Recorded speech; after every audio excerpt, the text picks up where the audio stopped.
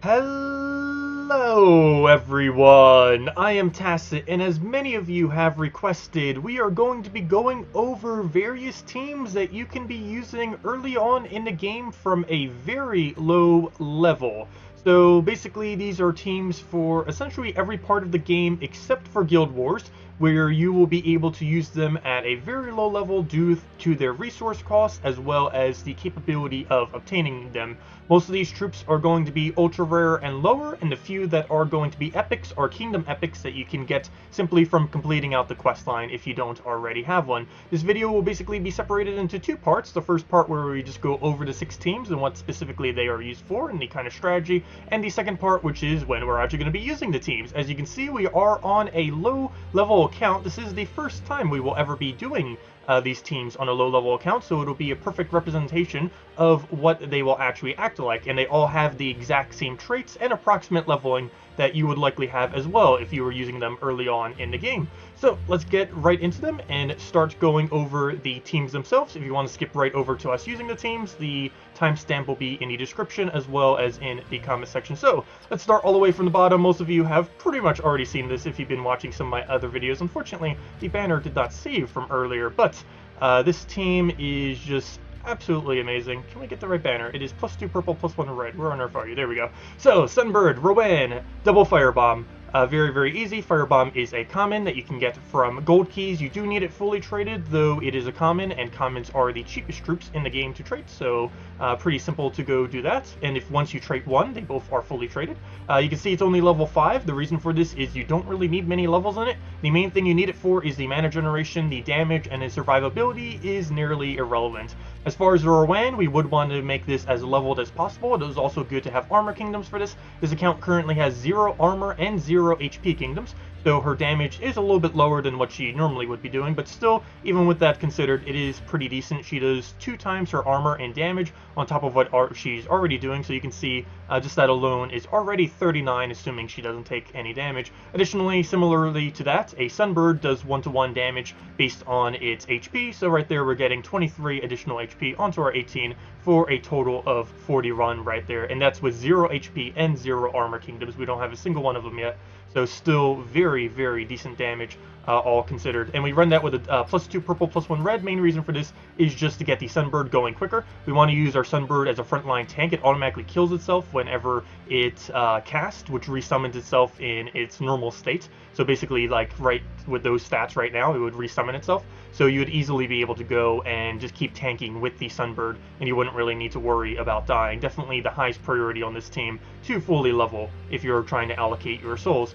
And the only thing that needs to be fully traded, as I mentioned, is the Firebomb. Everything else can be remained untraded. Oh, and I keep forgetting, Rowan. If you don't have a Rowan, she is an epic, but you can get her for free from completing out the Forest of Thorns Kingdom, which can be found right here. The one that says Forest of Thorns. You also get the Archer hero class from doing that as well, so definitely a pretty decent one to go for. So, next one in our list, we have our... Oh, and what would we use this for?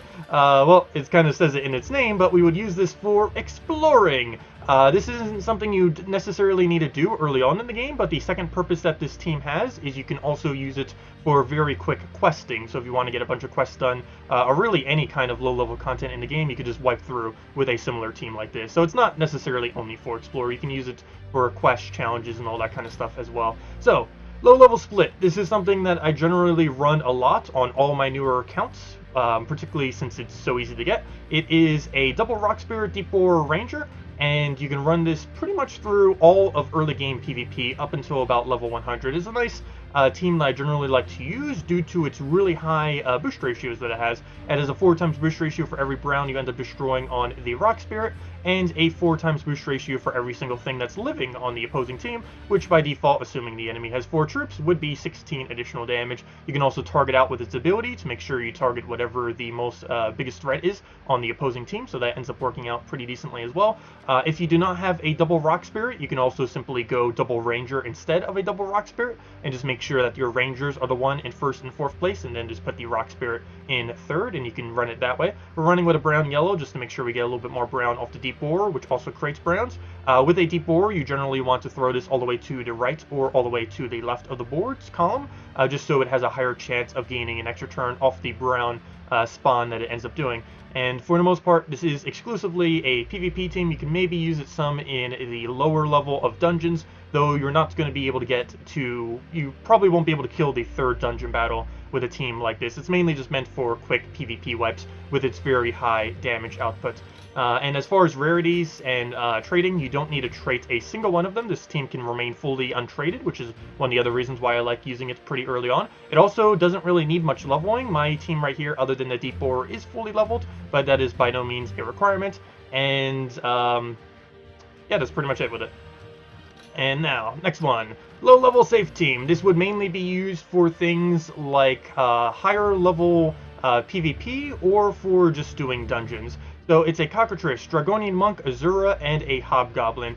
Cockatrice is a particularly decent utility that you want to use a lot in early game if you happen to have it. It not only entangles, which prevents attack from being used for a short period of time, but it also drains their mana. On top of that, it also creates its own color, which is pretty rare for a troop to create its own color, and that is boosted by the amount of mana drain. So if they are a really heavy legend or mythic that happens to have a lot of mana pool, you'll be able to get even more mana and a higher chance of an extra turn that will likely just fill up your entire Cockatrice, and then you can refire that onto another troop on the opposing team.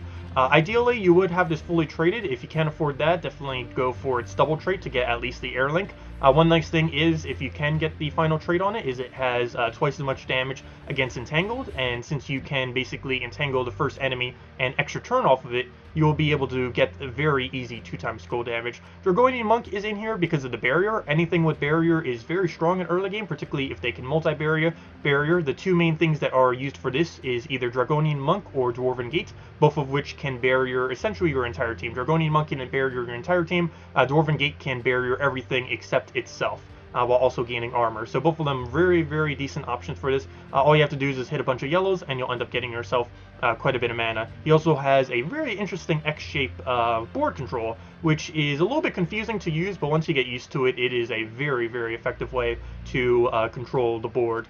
Azura is a nice way to just get as much mana as you possibly can off the board. It has a lot of different utilities on it. It can not only dispel all enemies, which gets rid of all positive status effects like barrier, but it also gets a random stat reduction, so you can reduce things like attack, magic, and HP and armor. Particularly attack and magic are the two you would normally want it to hit, and occasionally HP if you're trying to actually kill something with it. And on top of that, it gets the blue explosions. It explodes every single blue. One noteworthy thing of this, unlike some other troops in the game, is that it explodes all of them, even with no magic. So if you are a very low magic or you don't have the souls to level this thing, it will still explode every single blue. So you don't have that liability of having a lower amount of explosions. You still have 100% the full amount of explosions, even the second you get her, so very nice in that way. Hobgoblin we have here mainly just because it fits the rest of the colors, but also because it has an automatic extra turn. Anything with automatic extra turns are generally pretty powerful, and this is no exception. You get to hit 2 troops, and it will double hit on 1 troop if there is only 1 remaining. And it's basically just some poke damage to constantly keep using with your mana generation that you will keep spamming. And on top of this, we also have a siege, so if you happen to use this in PvP, you will gain a 2 additional attack on all of your troops, which is particularly noteworthy with a Cockatrice, as it does have a slightly low base attack, and you can combo that with the entrapment to be able to get double damage off of that. So it's basically like you're giving the Cockatrice 4 additional attack instead of the 2, though do keep in mind that only does work in PvP, so if you're going to be using it for dungeons, you will not be able to utilize it that way. Banner, you'd pretty much just want to set to blue-purple and keep spamming Azura as much as you possibly can. So next up, we have a team that's basically for PvP wiping.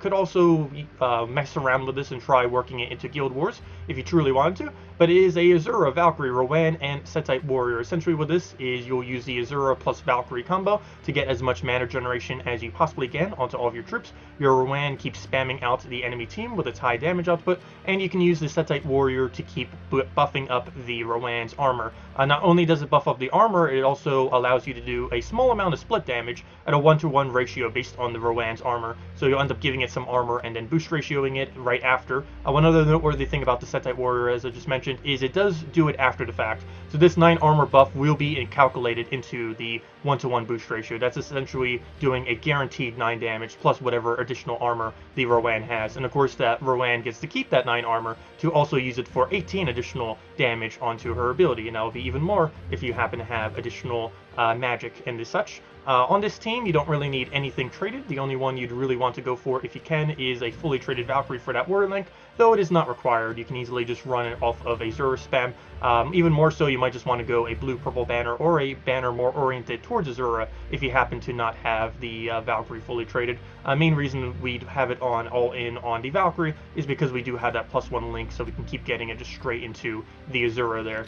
Next up, we have a low-level loop. Ideally, you'd want to do this with an Alchemist Hellcat double Goblin Rocket. Unfortunately, we do not have a Hellcat on this account, and a Hellcat can be somewhat hard to obtain. A Hellcat is a epic rarity, but is not a kingdom epic, so you have to get it off of random luck, and we have not been lucky enough. Luckily, there is an alternative. Just go 3 Goblin Rockets. So Alchemist triple Goblin Rockets with a +2 red, +1 yellow, or any banner that will heavily assist your Alchemist. Doesn't really matter too much as long as you can get a quick Alchemist into a bunch of Goblin Rockets. Then you simply just keep spamming the Goblin Rockets for board control. It has a 3x3 little explosion thing that gives you mana, and it also does a decent amount of damage to the enemy team. The most important part, similar to the other Goblin, is that it automatically gains an extra turn. The other pretty important part is that the Goblin Rocket does have Fire Link, and this combined with Alchemist's Fire Link will allow us to spam basically a lot of mana. We're gaining 4 additional red there, 2 off our banner, and we still have that additional yellow as well, so we have a lot of red mana to use among others. If you happen to be using this in an Alchemist Hellcat loop, you would be using this with a +2 yellow banner instead of our current banner, but since we don't have that other alternative, we were just sticking with this for using it. And next up, we have the most expensive team, though it can be placed with pretty much anything. It is a double common with a rare, but it does require having a full AoE troop, almost all of which are Legend plus. But essentially what you do with this team is you use a Valkyrie, get that up immediately as possible, which is why we have the +2 red, +1 yellow. Just get Valkyrie as quickly as possible, then loop the Dwarven Gate into another Dwarven Gate. Ideally, you want to do the second Dwarven Gate first, and then the first Dwarven Gate, and then you get all of your mana back into Valkyrie, since these give you 5 mana to all allies, meaning if both of them cast, that will then give you 10 to your Valkyrie, which will allow it to recast. And essentially you just keep spamming barriers as well as armor buffs, as well as getting your mana to whatever your 4th troop is. In this case, it is a Tesla. This is my personal preference for this, as it gets to use the armor boost of the Dwarven Gates as well, and is pretty much the best thing that you can use in this particular team. Though if you happen to not have a Tesla, essentially every troop in the entire game that hits full AoE in any way, shape, or form, that has a 1-to-1 boost ratio off of its magic, or at least a decent damage in general, will be fine in this slot. Another pretty good alternative would be Behemoth, or really anything that also uses blue, as you would want to ideally have the Valkyrie also leaking blue into this troop. But if it happens to be something completely different, like maybe a green-purple Kraken for instance, that would still work perfectly fine, as well as basically anything that has the capability of at least slightly hitting all opposing enemies. But there we go, those are all the teams, and let's get into actually using them. So we'll start all the way from the bottom with the Explorer team. Given that it is the Explorer team, let me just go show it real quick in an Explorer battle as well as in a quick little questline battle. So let's go over to... where should we go? How about... Well, first let's go to one where we actually have the Kingdom done, so let's go do a quick Explore here. Let's go with the low-level Explorer. Many of you are pretty sure have seen this before, but you might not have seen it on a low-level account. This is on no HP and no armor whatsoever, so we'll just throw that down. Hopefully get a lot of mana. We didn't get as much as I could have wanted. Here, I think I'm actually just going to go for the Skull. Funnily enough, he does have a Sunbird of his own. That'd be really funny if that Sunbird ends up winning against us by being a Sunbird. There is a possibility, because it does have the chance of reviving, but it does look like here we will be able to get the Rowan, and the Rowan will clean them up. And that is essentially what you do for all of the quest lines, as well as Explore in general. As a lower level player, you don't really want to be spending too much time in Explore, but if you have to be, then to try to get a traits done, you might as well be doing it in a quick way. So let's go just into some quest line right here, and as you can see, you can apply the same thing to various quests as well. Is pretty much the simplest thing that you can build very early in the game that will allow you to wipe through these quests. So we'll just go for a Firebomb right there, ideally get up to full mana, and we do, just throw it again, boom, dead, and you just run a stat basically through all the quest lines, and that's one of the quickest, cheapest teams that you can do to be able to do that. And there you go. And that's with no armor kingdoms, no HP. By the time you start getting those leveled as well, you'll have even higher damage to be able to do that with. So that's the first team. Let's go into the next one. I don't remember what it was. Let's see. Low level split. This is a PvP team, so we will run it against this. As you can see, we are at a disadvantage with our team score. Most of these battles will be done on the 2 trophy instead of 3 trophy. I know on my main account, I pretty much always do the 3 trophy because of how much weaker everything else is, but since this is a low-level account, we will have to do most of these battles on a 2 trophy just so we don't get absolutely obliterated. There are some teams that can be built to easily defeat these things, but most of them do require a legend in order to be able to do it efficiently. So we're not going to be showing any of them, other than the one legend we have with our Tesla, of course, in the one team, but that can be replaced with almost anything that hits full AoE. So we'll just do that. Ideally, we want to try getting our deep borer up as quickly as possible so we can start using these for board control. The rock spirit, that is, particularly if you have 2, that should be one of your very, very first priorities. So we can take brown right there, but since we can get such a gigantic boost ratio, we're going to do that, hit about 7 of them, get a really big hit, get the extra turn as well, and that is one really nice thing about having high damage with board control, is you do get a lot of those extra turns, and as you can see, it just completely melts to the rock spirit's damage. We didn't even get the chance to cast a ranger, but a ranger is essentially the exact same thing except without board control and for 1 lower mana cost. So there we go, that is that team. I love running it in early game PvP, and it's pretty cheap to be able to obtain it all since it runs with 2 ultra rares, a rare and another rare, or 3 rares and an ultra rare if you run it with only 1 rock spirit and double ranger instead. So on to the next team. What do we have? We have the low level safe. Let's see, can we actually get away with doing this in dungeons? I want to see if we can actually get away with doing this in dungeon. Let's see.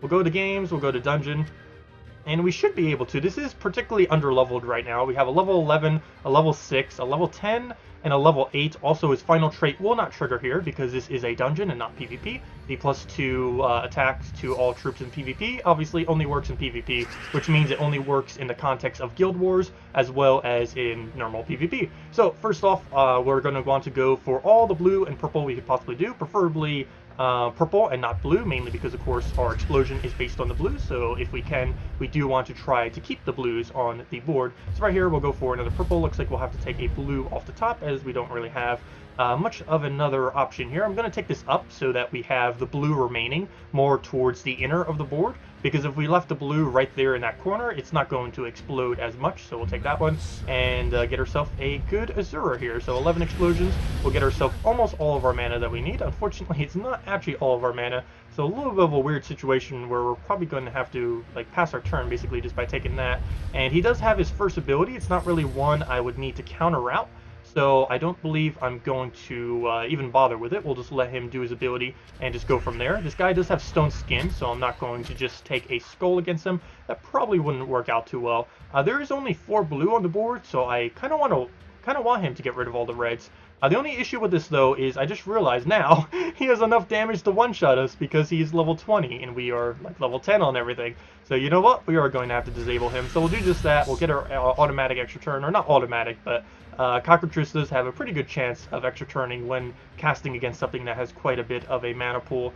We could try it again, and I think I will. Hopefully we'll get lucky. This also allows us now to start doing 2 times damage to him, as you saw with that skull. It doesn't actually do 2 times since he has the 50% reduction, but it allows us to at least do our base damage. We now have our X shape, which we can now use if we so choose, and I think I am going to go for it.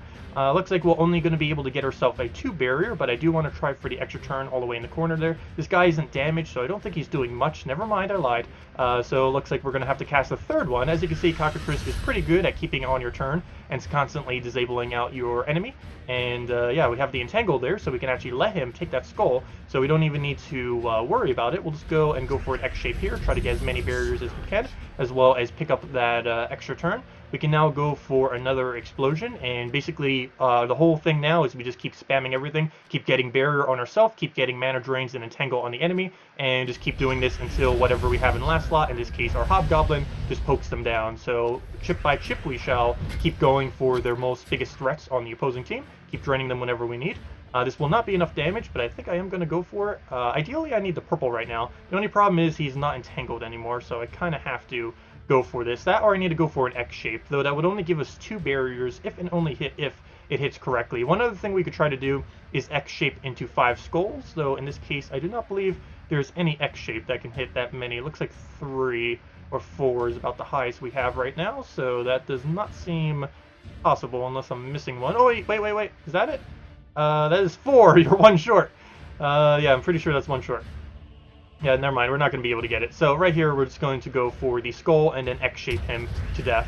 Will most likely be the plan here. So now we'll just go see if we have a nice X that can get us basically all the barriers we need, while also hitting at least 2 skulls, which will end him. So I believe we can get it right here. It's only 3, though hopefully it will hit the right locations. It definitely has the 2 skulls, so we'll go and throw that right down.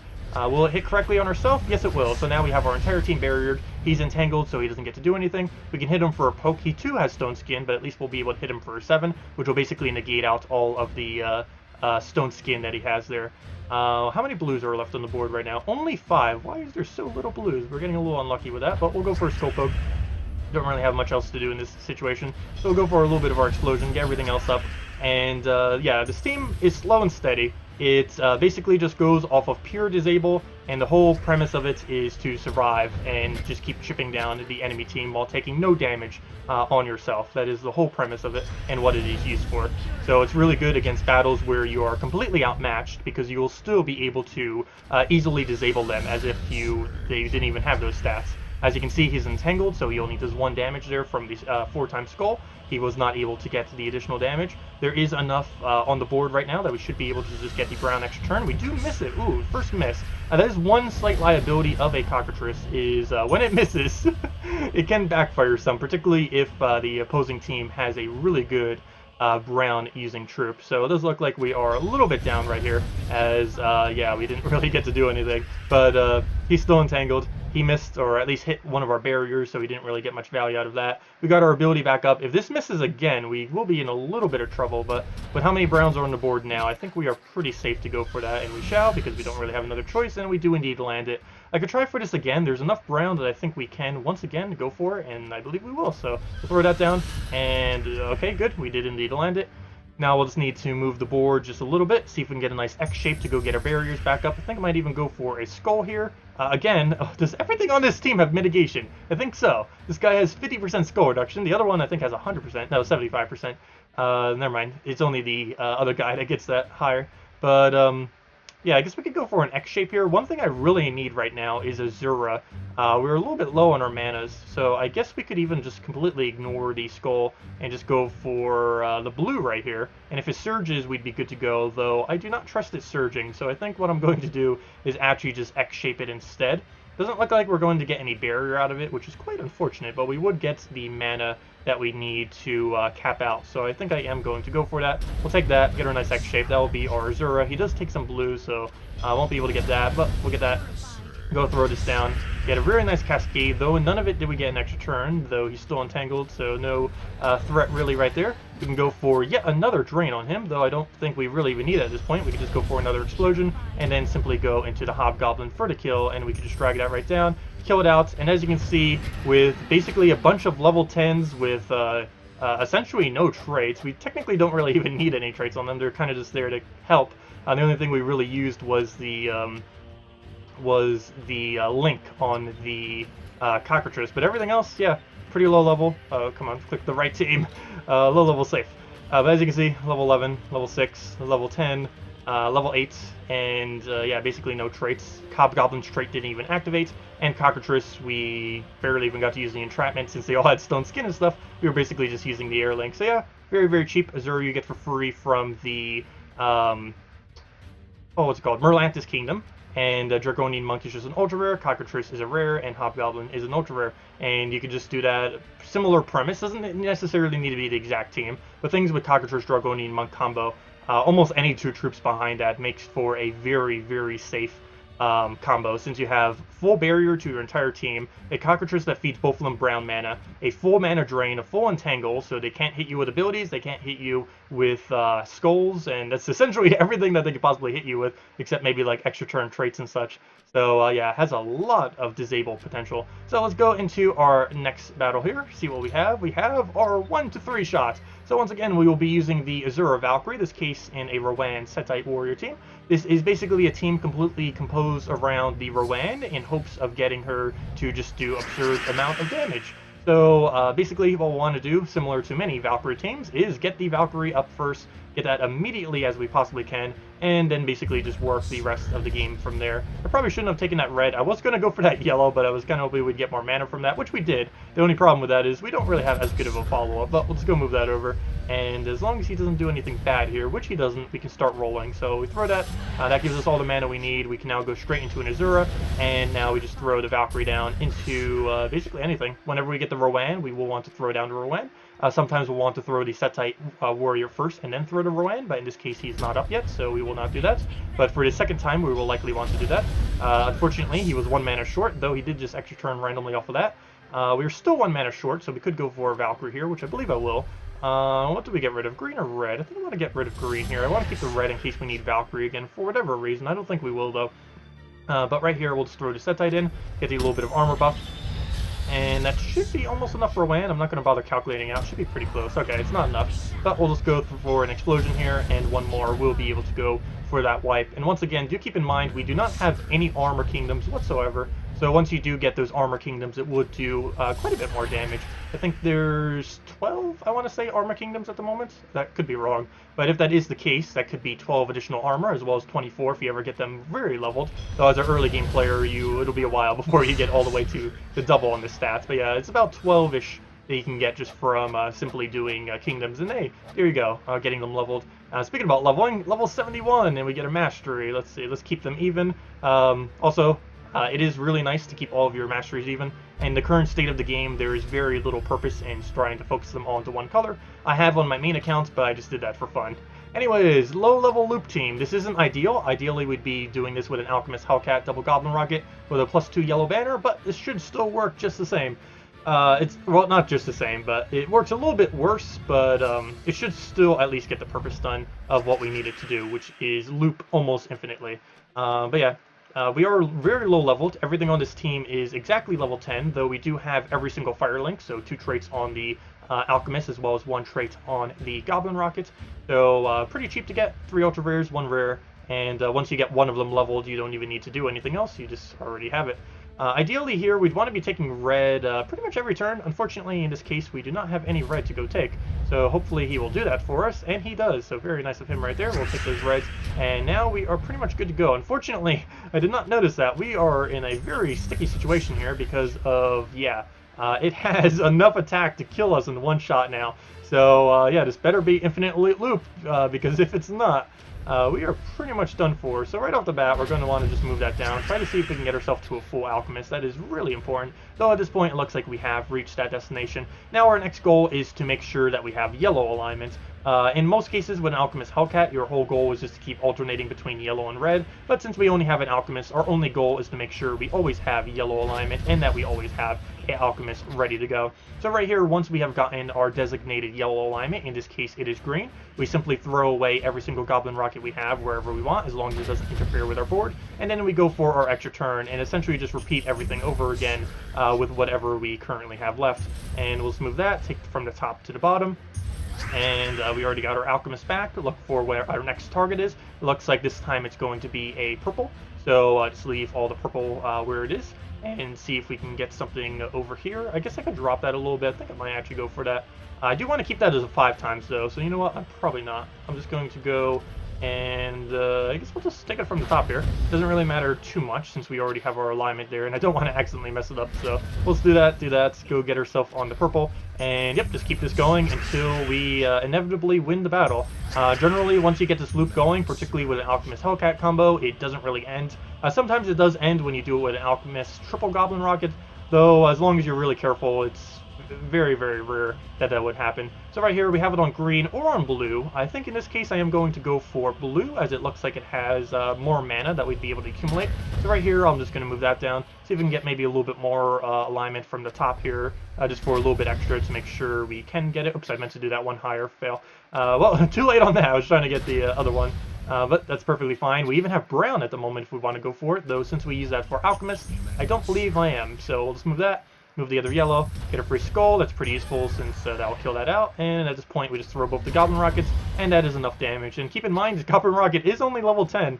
He could be doing quite a bit more damage if we actually had him ascended and leveled further, but that's all we really need. Level 10 Goblin Rocket, kill them all out.